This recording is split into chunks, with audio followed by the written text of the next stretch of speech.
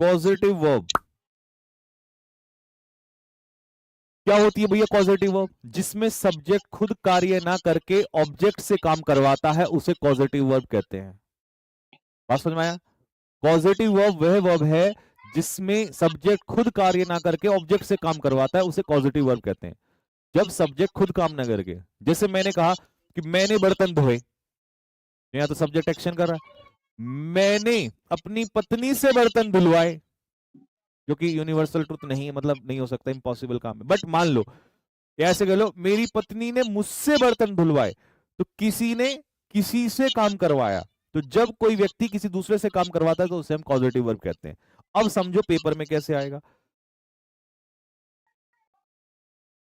देखो, active voice, passive voice, आपको याद रखना है कि एक पॉजिटिव वर्ब होती है मेक, जो मैं तुम्हें यहां पढ़ाने जा रहा हूं, मेक, इसी का तो सेकंड फॉर्म मेड है। एक्टिव वॉइस में, एक्टिव वॉइस में, एक्टिव वॉइस में ये लेगा अपने पीछे वर्ब की बेस फॉर्म।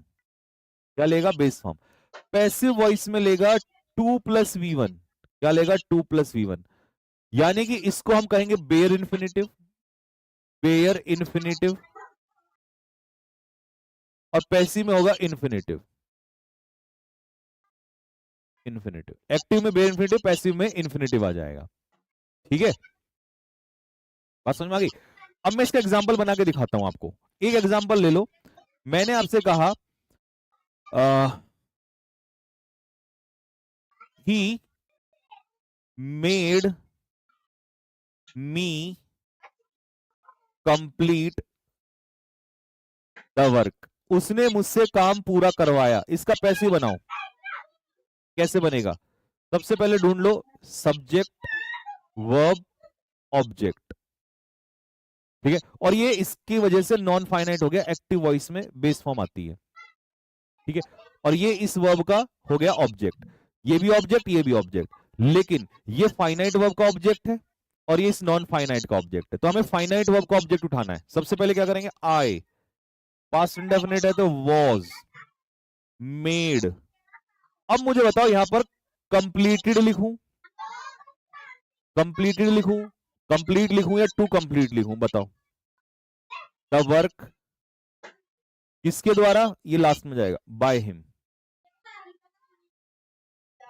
बताओ। आई वॉज मेड, क्या लिखूं? Very nice, I was made to complete.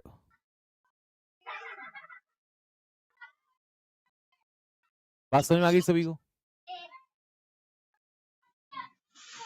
अब एक क्वेश्चन बना के बताओ जल्दी से, क्वेश्चन लिखो फटाफट। शी मेड मी क्राई, उसने मुझे रुलाया। किसी से कोई काम करवाना, खुद नहीं रोई, उसने मुझे रुलाया। क्या बनेगा? सबसे पहले बताओ, सब्जेक्ट ऑब्जेक्ट ढूंढ लो। ये रहा सब्जेक्ट, ये रही वर्ब, ये रहा हमारा ऑब्जेक्ट, और ये मेड की वजह से आ गया। एक्टिव वॉइस है तो बेस फॉर्म आएगी सीधी सीधी। भले ही टेंस कुछ भी हो, टेंस कुछ भी हो, कोई फर्क नहीं पड़ रहा, आपको सिर्फ एक्टिव वॉइस में बेस फॉर्म लगानी है। पैसिव में आओ, I was made to cry, yes. Passive में इन्फिनिटिव, किसके द्वारा? बाय हर। लास्ट क्वेश्चन पूछ रहा हूं आपसे। Amit made Ravi paint the car, paint the car. बनाओ जल्दी से पैसिव, एक एक बच्चे का सही होना चाहिए। सब्जेक्ट, वर्ब मिल गई हमें, ऑब्जेक्ट मिल गया हमें इसका, ये हमारा नॉन फाइनाइट आ गया। ठीक है, ये फाइनाइट वर्ब होती है जो टेंस पे डिपेंड करती है, ये टेंस पे डिपेंड नहीं करती। ठीक है, तो पेंट, और ये हो गया इस पेंट का ऑब्जेक्ट। लेकिन हमें कौन सा लेना है? फाइनाइट वर्ब का ऑब्जेक्ट लेना है। तो सबसे पहले क्या आएगा? रवि, पास्ट इंडेफिनिट है तो वॉज मेड, पेंट या to paint? Very good, Ravi was made to paint, क्या? इधर लिख दो द कार बाय अमित, ये लास्ट में जाएगा। y प्लस डूअर यहां पर लास्ट में जाएगा। समझ में आ गया? तो अगर अब पेपर में